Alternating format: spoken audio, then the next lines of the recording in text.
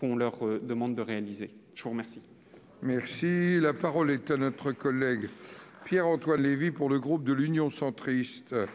Vous avez la parole.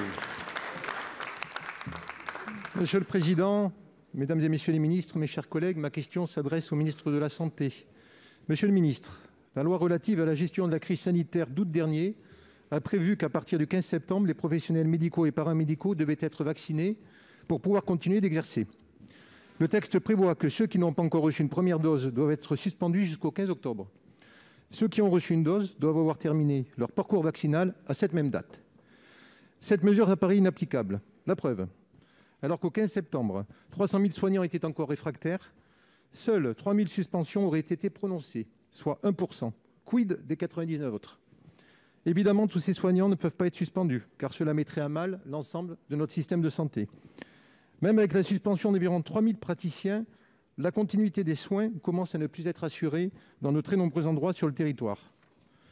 D'autant que nombre de professionnels de santé ont démissionné dans la période récente par lassitude ou épuisement. Monsieur le ministre, loin de moi le fait de me poser en donneur de leçons en cette période. Je suis d'ailleurs, à titre personnel, favorable à la vaccination obligatoire des soignants uniquement.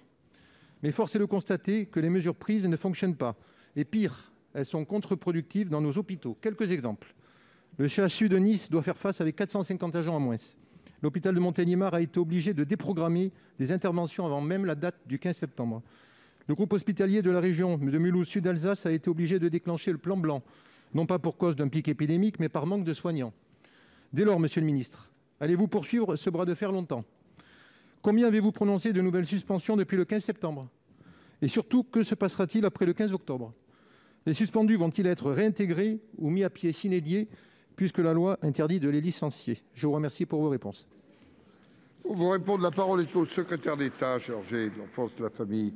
Monsieur Taquet, vous avez la parole. Merci, Monsieur le Président, Mesdames les sénatrices, Messieurs les sénateurs. Monsieur le sénateur Lévy, je vous remercie de ne pas vous poser en donneur de leçons, mais veillons, s'il vous plaît, les uns et les autres, à ne pas propager de fausses informations à nos concitoyens.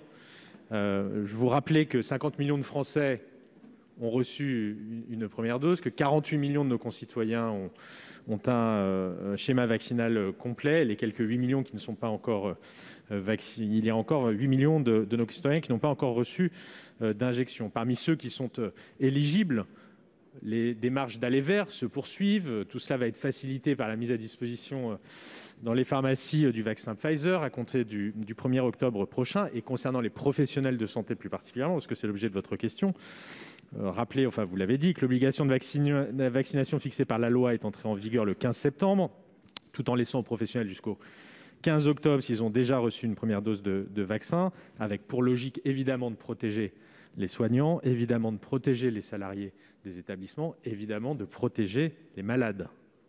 Les derniers chiffres dont nous disposons indiquent que tous les secteurs d'exercice dépassent les 93% de personnel vacciné.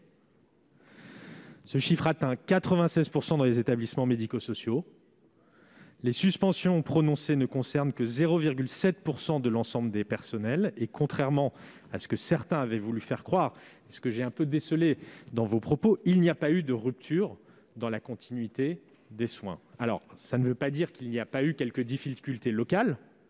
Elles ont tout de suite été identifiées, remontées, prises en charge par les agences régionales de santé, suivies de très près par le ministère des Solidarités et de la Santé. On remarque par ailleurs que depuis l'entrée en vigueur de cette obligation, un niveau de vaccination a progressé rapidement, ce qui est un élément de réponse à votre question.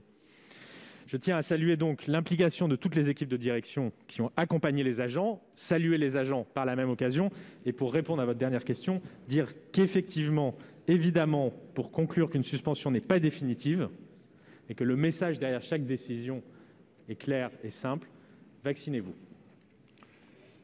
Merci, Monsieur Lévy. Vous avez quelques secondes. Oui, Monsieur le ministre, vous me parlez des Français vaccinés. Je connais effectivement le chiffre. Moi, je vous parlais des soignants. Le chiffre que je vous ai donné, tous les chiffres sont parfaitement vérifiés. Je n'ai jamais dit qu'il y avait une rupture dans le système de santé. J'ai dit qu'il y avait de grandes difficultés dans plusieurs territoires. Vous pouvez vérifier, c'est totalement vrai. Merci. En vous remerciant, Madame, Monsieur le Ministre, je voudrais saluer la dernière séance, c'est pas le cinéma, mais de Robert Del Picchia, vice-président de la Commission des Affaires étrangères et de la Défense, sénateur depuis 1998 et représentant les Français établis hors de France.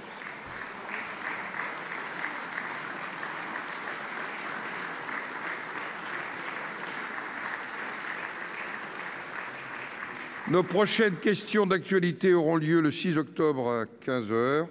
La séance est suspendue.